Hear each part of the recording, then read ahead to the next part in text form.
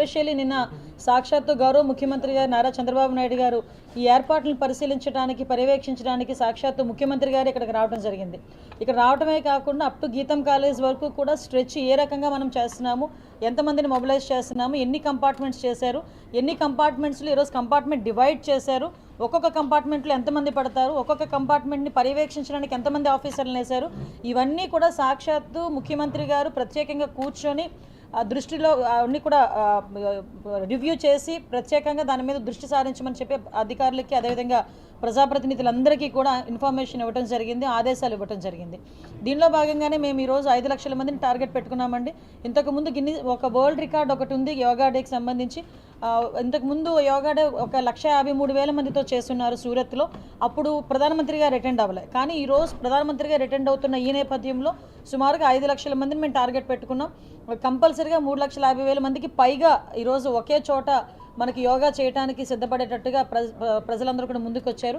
ఇందులోని శుభపరిణామం ఏంటంటే రిజిస్ట్రేషన్స్ చేస్తే 2 కోట్ల మందికి పైగా రిజిస్ట్రేషన్స్ జరిగినాయి.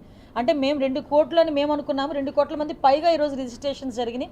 వాళ్ళందరూ కూడా కొంతమంది స్వచ్ఛందంగా ముందుకు వచ్చి యోగా చేయడానికి సిద్ధపడే పరిస్థితులు కూడా కనిపించినాయి. ఈ యోగా డే సందర్భంగా ఒక డిక్లరేషన్ కూడా తీసుకొని ఆంధ్రప్రదేశ్ని ఆరోగ్య ఆంధ్రప్రదేశ్గా కూడా ముందుకు తీసుకెళ్ళడానికి ఒక ప్రణాళికను కూడా సిద్ధం చేద్దామని నిన్ననే గౌరవ ముఖ్యమంత్రి గారు కూడా చెప్పడం జరిగింది. నేను విశాఖపట్నం ప్రజలకే కాదు ఆంధ్రప్రదేశ్లో ఉన్న ప్రజలందరికీ కూడా ఒకటే విన్నపం, ఈరోజు యోగా అనేది మన భారతీయ సంప్రదాయం ప్రకారం, భారతీయ సంస్కృతి ప్రకారం ప్రపంచానికి మనం ఇచ్చిన ఒక గిఫ్ట్.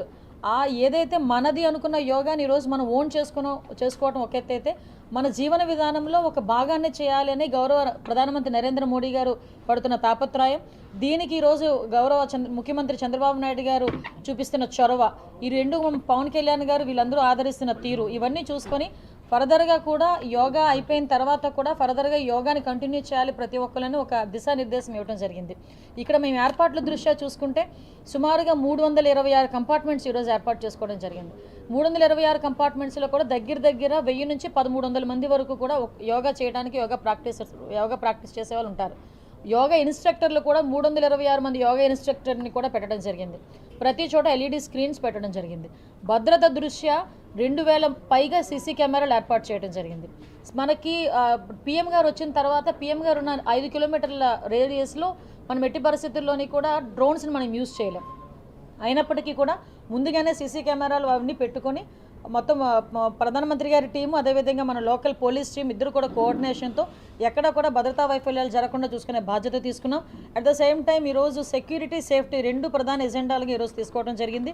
చిన్న మైన్యూర్ ఇష్యూస్ని కూడా ఈరోజు పరిగణలోకి తీసుకొని ఎక్కడ ఎటువంటి అవాంఛనీయ సంఘటనలు జరగకుండా, ఎటువంటి ప్రాణ నష్టం జరగకుండా చూసుకునే బాధ్యత తీసుకోమని గౌరవ ముఖ్యమంత్రి గారు ఆదేశాలు ఇచ్చారు.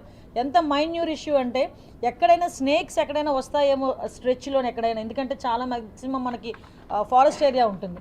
ఆ స్నేక్స్ కూడా రాకుండా ఒక స్ప్రేను కూడా చేయడానికి కూడా ఈరోజు అధికారులు ముందుకు వచ్చారు. వాళ్ళనే కాకుండా స్నేక్ క్యాచర్స్ని కూడా కొంతమంది ఇంచుమించు ఒక 50-60 మందిని ఈరోజు మేము డిప్లాయ్ చేసుకుని పెట్టుకోవడం జరిగింది.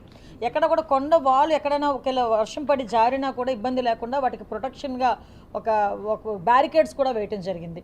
ఇవే కాకుండా ప్రతి ఒక్కరికి కూడా ఒక మ్యాట్, ఒక టీషర్టు, వాళ్ళకి ఒక water bottle, ORS packet and biscuit packet, ఇవన్నీ కూడా ఎవరైతే యోగా చేయడానికి వస్తారో వాళ్ళకి ఆ ప్లేస్లో ఇవ్వడం జరుగుతుంది. వచ్చిన వాళ్ళు కూడా వెళ్ళేటంత వరకు వాళ్ళ ఇళ్ళల్లో వెళ్ళేటంత వరకు కూడా ఎక్కడ ఎటువంటి ఇబ్బంది లేకుండా చూసుకునే బాధ్యత తీసుకున్నాం. మేము మా ప్రజాప్రతినిధుల పరంగా మేమందరూ పరంగా ఆంధ్రప్రదేశ్ ప్రజలకి, ముఖ్యంగా విశాఖపట్నం ప్రజలకి ఒక అప్పీల్ ఏంటంటే ఈరోజు మన విశాఖపట్నానికి దక్కుతున్న గౌరవంగా మనందరం కూడా భావించుకోవాల్సిన అవసరం ఉంది. జూన్ 21 ప్రపంచం మొత్తం విశాఖపట్నం వైపు చూస్తుంది. అది నిజంగా ఒక మెరాకిల్, మన అదృష్టం. అటువంటి విశాఖపట్నానికి వచ్చిన అరుదైన అవకాశం కింద మనం భావించుకొని డెఫినెట్గా మనందరం కూడా ఇందులో పార్టిసిపేట్ చేయాలని మనస్ఫూర్తిగా కోరుకుంటున్నా. At the same time medical camps వైజ్గా కూడా చూసుకుంటే ప్రతి 1 కిలోమీటర్కి ఒక మెడికల్ క్యాంప్ పెట్టుకున్నాం. అవే కాకుండా ఇంచుమించు 200 పైగా అంబులెన్సెస్ని కూడా రెడీ చేసుకున్నాం. అవి కూడా కాకుండా ఒక 10 బెడెడ్ హాస్పిటల్స్ టైప్లో ఒక 3 ప్లేసెస్లో 10 బెడెడ్ హాస్పిటల్స్ కూడా రెడీ చేసుకున్నాం. ఒకవేళ వర్షం పడితే ఇన్ కేస్ ప్రధానమంత్రి గారు యోగా చేసేయడానికి ఇబ్బంది లేకుండా ఆల్రెడీ ఏయూ గ్రౌండ్స్లో కూడా ఏర్పాట్లు కూడా చేయడం జరిగింది. ఆల్టర్నేటివ్ ఏర్పాట్లు కూడా అక్కడ కూడా చేయడం జరిగింది. ఓవరాల్గా అన్ని విషయాల్లోని కూడా మేము చర్యలు తీసుకుంటున్నాం. నెక్స్ట్ ఇంకొక విషయం ఏంటంటే చాలామంది లేడీస్ కూడా ఇందులో ఇన్వాల్వ్ అవుతున్నారు కాబట్టి వాళ్ళకి టాయిలెట్స్ విషయంలో ఎక్కడ కూడా ప్రాబ్లం రాకూడదు అని మొన్నటి వరకు అయితే 1400 టాయిలెట్స్ దగ్గర 1500 టాయిలెట్స్ అనుకున్నాం. కానీ నిన్న గౌరవ ముఖ్యమంత్రి గారు వచ్చిన తర్వాత ప్రతి కంపార్ట్మెంట్కి 10 టాయిలెట్స్ ఉండాలని ఆయన ఆదేశాలు ఇచ్చారు. సో దాని పరంగా కూడా ఈరోజు మన మున్సిపల్ మినిస్టర్ గారు అందరూ కూడా ఈరోజు మనకి ముందుకు వచ్చి ఆ ఏర్పాట్లన్నీ కూడా చూస్తున్నారు. నెక్స్ట్ మనకి ట్రైబల్ దగ్గర నుంచి అదేవిధంగా ఏయూలోని ట్రైబల్ దగ్గర నుంచి మనకు వచ్చే పిల్లలు అంటే ఏఎస్ఆర్ జిల్లాల నుంచి వచ్చే పిల్లలు ఎస్పెషల్లీ సూర్య నమస్కారం చేయడంలో వాళ్ళందరూ నిష్ణాతులు. ఆల్రెడీ వరల్డ్ రికార్డ్ కూడా ఉంది. Guinness book of world record లేదు కానీ ఆల్రెడీ రికార్డ్ ఉంది. 108 times 108 minutes ఐ థింక్ లో 108 times సూర్య నమస్కారం చేస్తారు వాళ్ళందరినీ కూడా ఏయూ గ్రౌండ్స్లో పెట్టడం జరిగింది. ఏయూ గ్రౌండ్స్ నుంచి కూడా ఒక లింకప్ ఇక్కడ కూడా వస్తుంది. ఎక్కడా కూడా ఎటువంటి ఇబ్బంది లేకుండా చూసుకునే బాధ్యత మేమందరం కూడా తీసుకున్నాం. దయచేసి మీరు కూడా మీ పరంగా ఆఖరికి టీవీలో అడ్వర్టైజ్మెంట్లు కానీ టీవీ వాళ్ళకి కూడా కమ్యూనికేషన్ చేసే వాళ్ళకి కూడా మేము రిక్వెస్ట్ చేసుకోవడం జరిగింది. మీరు టెలికాస్ట్లో కూడా మార్నింగ్ పూట ఒక అరగంట యోగా గురించి చెప్పండి అని కూడా చెప్పడం జరిగింది. అంటే ఓవరాల్గా వీళ్ళే కాదు, కొంతమంది అవుట్ ఆఫ్ కంట్రీస్లో ఉన్న వాళ్ళు కూడా మనకి వర్చువల్గా కూడా యోగా చేసే పరిస్థితి కూడా కనిపిస్తూ ఉంది. సో దీనికి మనందరం కూడా భాగస్వాములు అవ్వాలని మనస్ఫూర్తిగా కోరుకుంటూ ఈ కార్యక్రమం విజయవంతం అవ్వాలని భగవంతం కూడా కోరుకుంటున్నాను. ఇప్పుడే కాదు చంద్రోత్సవం కానీ మిగతా ఏ ఈవెంట్ చేసినా ఆరంభంలో అన్ని ఫుల్ ఫ్లెడ్జ్డ్గా ఉంటాయి. కొంత సమయం స్టార్ట్ అయిన తర్వాత స్టాఫ్ ఉండరు, వాటర్ ఉండదు, చాలా ఇబ్బంది ఫేస్ చేసి అందులో ఇంకోటి మార్నింగ్ టైం మీరు ఆల్రెడీ పెట్టారు.